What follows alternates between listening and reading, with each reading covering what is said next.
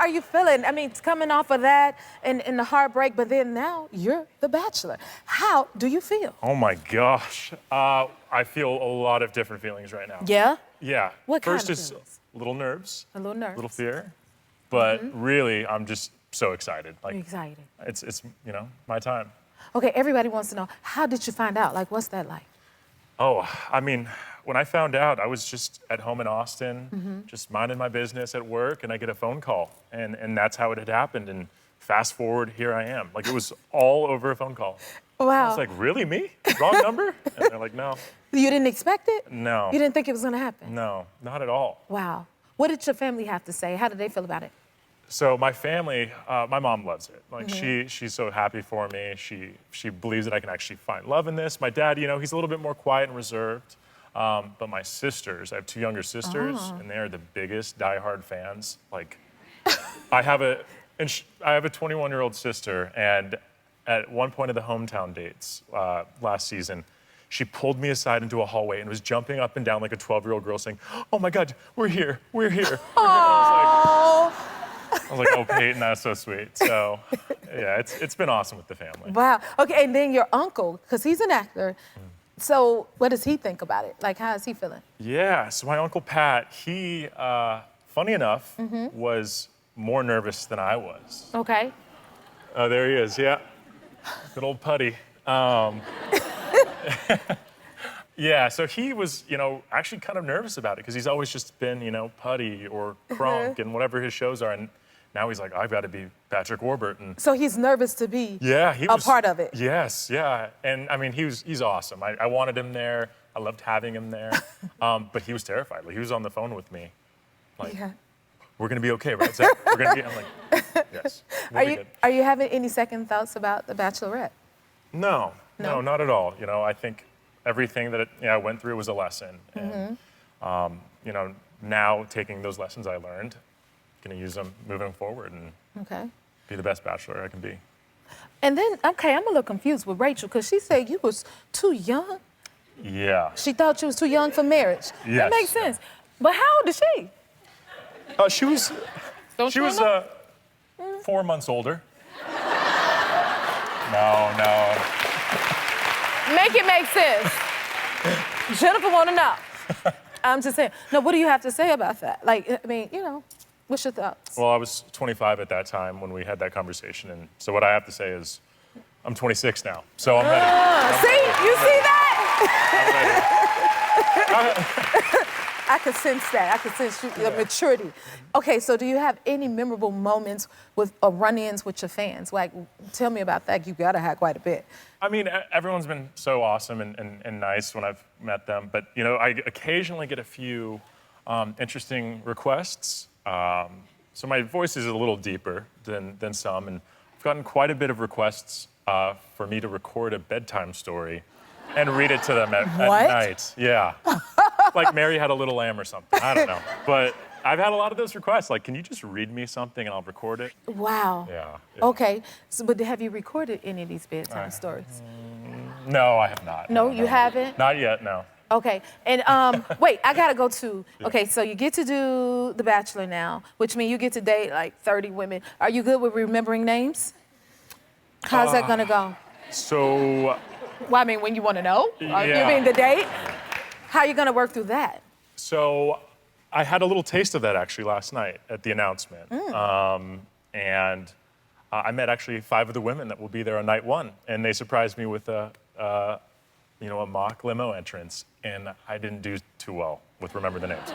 I think I was 0 for 5. I was so overwhelmed, but I am really gonna make sure I do know all the names on night 1, all 30.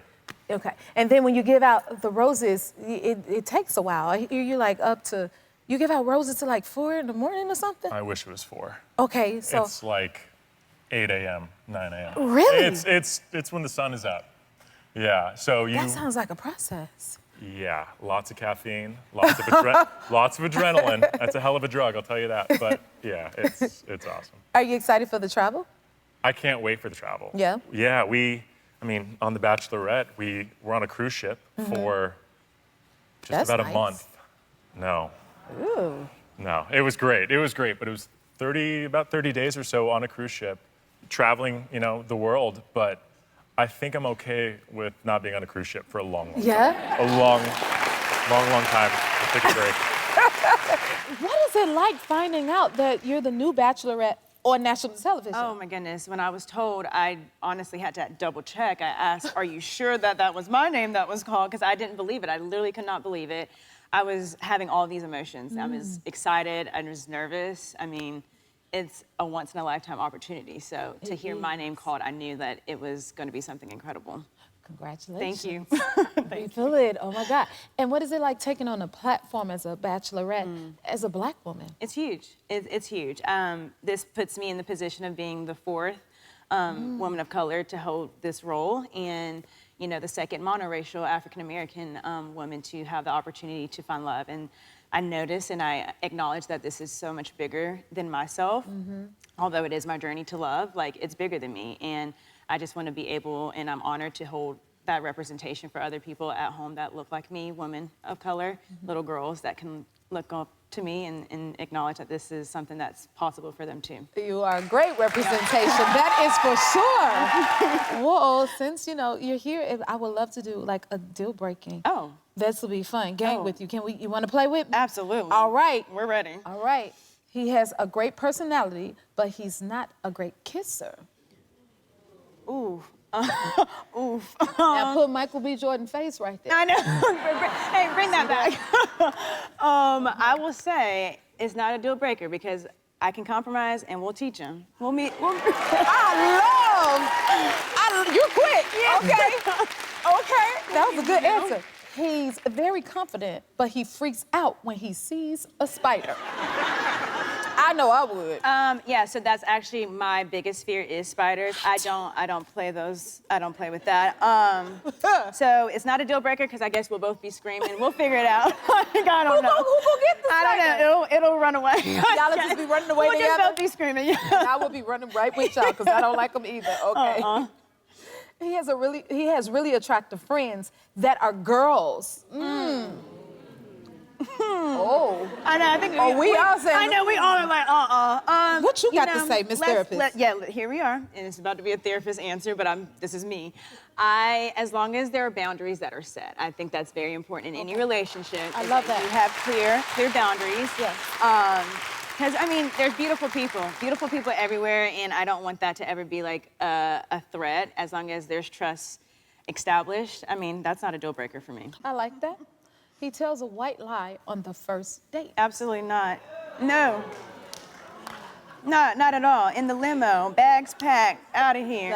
Out of here. We're not. No. That's just. We're already laying bad soil. We don't have time. We need a firm foundation.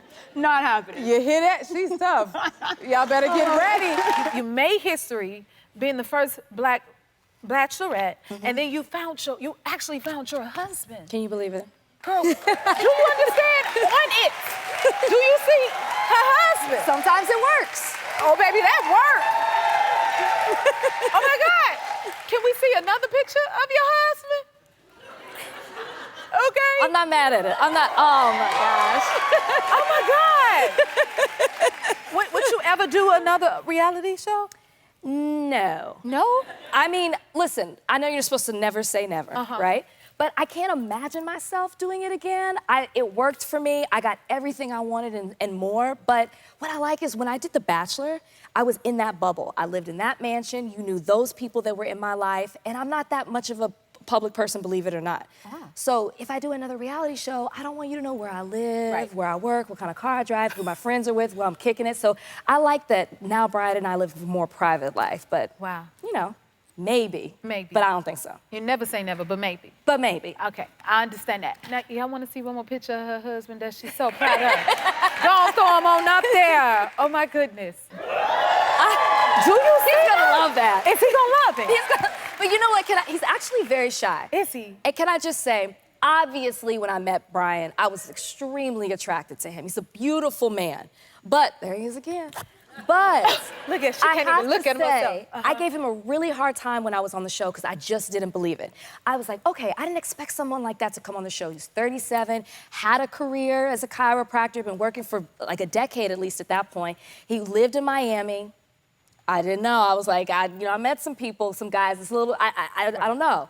And so I just said, let me give him a chance. And bit by bit, I peeled back the layers, and I got to see that he's even more beautiful on the inside. Aww. And I tell people this, I wouldn't have the success that I have if I didn't have a supportive partner like Brian. Wow. That is 100% the truth. That's worth an applause. You were on The Bachelor 19 years ago? Yeah, it's been a minute. Oh my God. I'm like an OG Bachelor. An OG? Yeah, that's right. This is you 19 years ago. Well, yeah, a little bit more hair product back in the day, but yes. Yes, larger fitting suits as well. How would you say, how has the show changed? Man, The Bachelor's changed so much. I think obviously social media's played a big role in all of it too, but to me, the biggest thing is the budget of the show. When I was on the show, I got to ride an elephant. You did? And that was like the best date I had. and there I am in Los Angeles, and listen, That's nice. and it was absolutely great. You know, Zach this season, he's going to London, and he's going to Estonia, and he's going to Budapest, and Thailand, and he's flying on helicopters, and he's landing on yachts. I'm not bitter at all. I was wondering, I'm like, I don't know, this is getting intense. But, so the budget has definitely changed. And listen, Bachelor Nation has changed too. I think one of the things that makes the show so unique is that it has such an amazing, passionate fan base. I think over the years, it's grown and grown and grown. So Yes, it's really special, and it's really cool to get to work on a show that has such great fans. Man, it does. So I think we're all fans of it, right? That's for sure. Now, you were in the NFL when you did Bachelor. That's right. What did your teammates think? Yeah, so I had to be really careful about this. You have to remember, back when I was in the NFL, reality TV had kind of just started. The Bachelor was very, very new. So it was interesting trying to explain to my teammates in the locker room what I was about to go do. Wait, you're a quarterback on the New York Giants, you live in New York City, and you need help finding a wife? What are you doing? And you're going on what show? So I had this preemptive strike strategy where I had watch parties and had all my teammates over to watch it all happen in real time. So I basically got laughed at in real time for that hour. But it was always interesting in the locker room that week after, because a lot of the teammates would watch with their wives at home every Monday. And a few days later, I'd have teammates coming up to me in the locker room, and they're like, hey, that girl, Cynthia, stay away from her, she's trouble. Oh, so they got into it. Oh yeah, they totally got into it, and they were watching. And so, we were having these watch parties back then. And it's actually kind of cool because it's been a full circle moment. Now, for sure. did it ever make any of them want to be on The Bachelor? Oh, for sure. Yeah? Yeah, I had teammates like on the low, kind of being like, hey, who do I have to call to get, do you think I could get in? And I was like, I know somebody, I don't know. I was just trying to figure it out myself at the time, but yes. And it's amazing because obviously the show has grown by leaps and bounds. There's been a lot of football players, a lot of athletes have done it since. Nice, nice. What would you say is the hardest part about being on The Bachelor? Was it memorizing names? Memorizing names, yes. I famously or infamously forgot a name during my season. It's amazing. You like there I am. You can't find my season on Hulu. It's not out there. Nobody can ever watch it again. However, me forgetting a name is going to go on in infamy forever. I set a very low bar for all the rest of the Bachelors. I meant to hand a rose to a woman named Karen, and instead I said Katie. And I'm never going to forget those names again for the rest of my life. I have PTSD now when I'm on stage watching Zach hand out roses. Please don't get the name wrong. I'm just watching them. So I've learned little tricks throughout my life to not forget names. Jennifer Hudson River. See, that's how you do it. You just got to find ways to just know, so you don't mess it up again. That is a great trick. Yeah. Now I have to ask, so when that happened in that moment, did you realize in the moment, like, oh my God, I said the wrong name? I was staring. Or was it after? I was staring at Karen, offering her the rose. And I said, Katie. And then in my peripheral vision, oh no. Another woman started walking, and I thought to myself, that's when it hit you. Damn it. I screwed that up. Oh. So then I had to, it was like playing quarterback in the NFL. You just got to you got to shuffle, you got to scramble.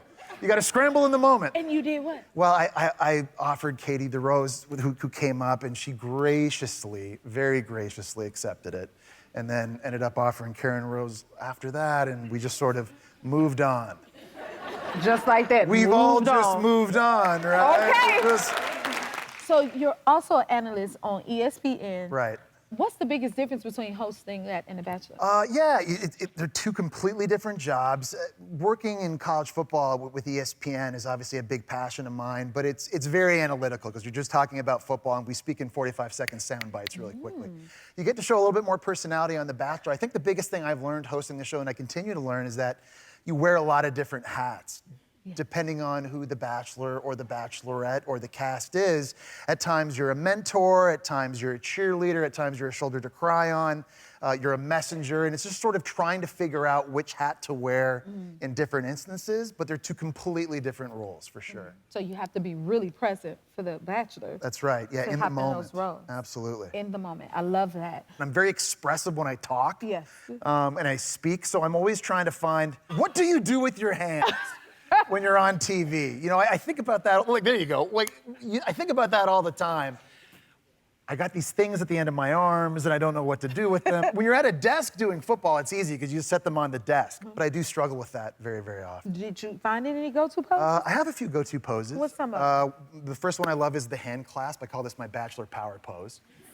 Okay. I have a pose where I don't know what this is, but it's just something I can do. I'm literally just holding on to my index fingernail. But it keeps it busy. Does it mean something? No, there's no message to anybody at home. It's just literally trying to figure it out. I've started putting my hands in my pockets. I've discovered I have those in my Pockets pants, are good to which have. help. Yeah, so, you know, do you have any pointers? Here we go. Yeah. Bam. You see, I put my hands inside of here, and when I get cold, this is what I do. And then, if all else fails, you get nails like this. I was gonna say. I don't expect you to get them. Yeah, that might be the next step. If you like this video, smash that like button and subscribe to the Jennifer Hudson Show YouTube channel. Check your local listings or visit jenniferhudsonshow.com to see when you can watch full episodes in your area. And don't forget to sign up for the newsletter.